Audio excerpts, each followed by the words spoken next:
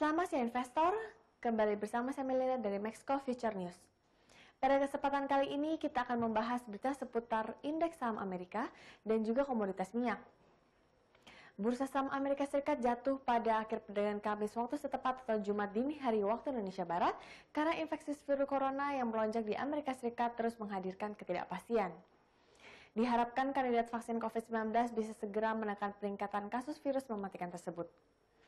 Sentimen negatif terjadi semalam di tengah meningkatnya kasus COVID-19, peringatan dari Gubernur Federal Reserve Jerome Powell mengenai ekonomi dan kemunduran lebih lanjut dalam pembicaraan stimulus Amerika Serikat.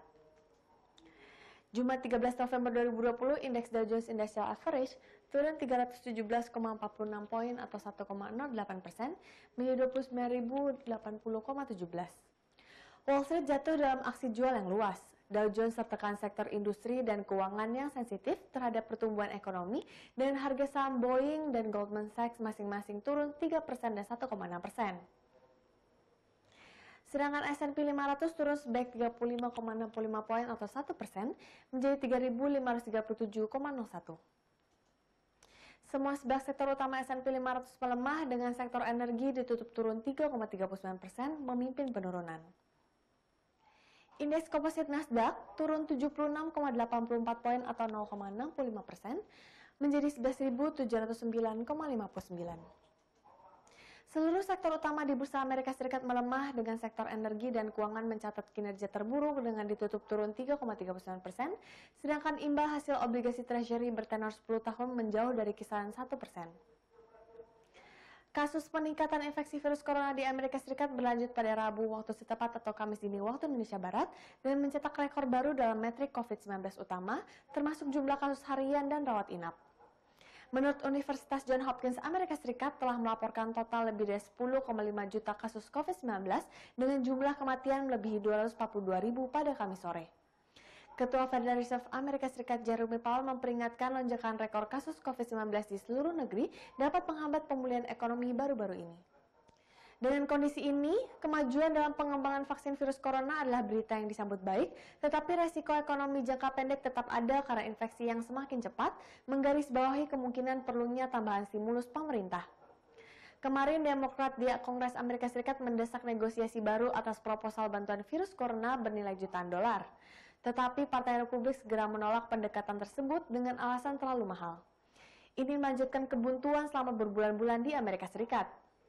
Di sisi data, Departemen Tenaga Kerja melaporkan klaim pengangguran awal Amerika Serikat, cara kasar untuk mengukur PHK mencapai 709.000 pada pekan yang berakhir 7 November. Angka ini menyusul 757.000 yang direvisi naik pada pekan sebelumnya. Ekonom yang disurvei oleh Bloomberg telah memproyeksikan 731.000 klaim di awal minggu lalu. Investor juga terus mengawasi perkembangan di Washington karena Trump masih menolak untuk menerima hasil hitung cepat pembelian Presiden Amerika Serikat pekan lalu dan telah memprosesnya ke jalur hukum.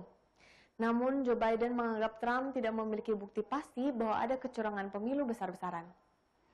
Ketegangan tersebut memicu kekhawatiran pasar tentang masa transisi Presiden Amerika Serikat dan juga menyebabkan pertanyaan tentang apakah anggota Parlemen Amerika Serikat akan dapat mendorong kelanjutan paket stimulus yang sangat dibutuhkan untuk pemulihan ekonomi Amerika Serikat. Beralih ke Bursa Asia mengawali perdagangan hari Jumat ini di zona merah menyusul pergerakan saham di Amerika Serikat. Dilansir dari Bloomberg, indeks Topix Jepang dan S&P atau Australian Exchange 200 di Australia dibuka terkoreksi masing-masing 0,7% dan 0,2%, sedangkan indeks Kospi Korea Selatan melemah 0,2%. Beralih ke berita komoditas, harga minyak dunia berbalik arah melemah pada perdagangan Kamis waktu Amerika Serikat. Harga minyak mentah ini tertekan oleh lonjakan kasus penularan corona secara global.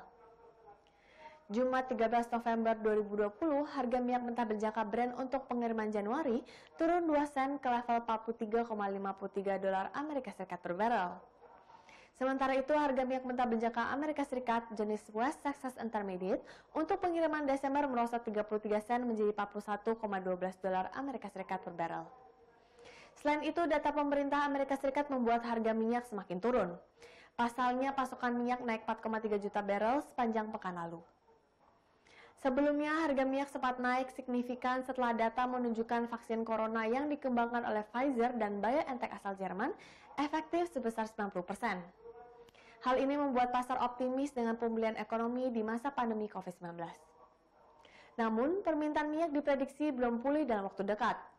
Badan Energi Internasional menyebut permintaan minyak global tidak mungkin meningkat signifikan pada tahun 2021 jika vaksin berhasil. Sekian berita seputar indeks saham Amerika dan minyak untuk hari ini. Saya Melina pamit undur diri, terima kasih dan sampai jumpa lagi.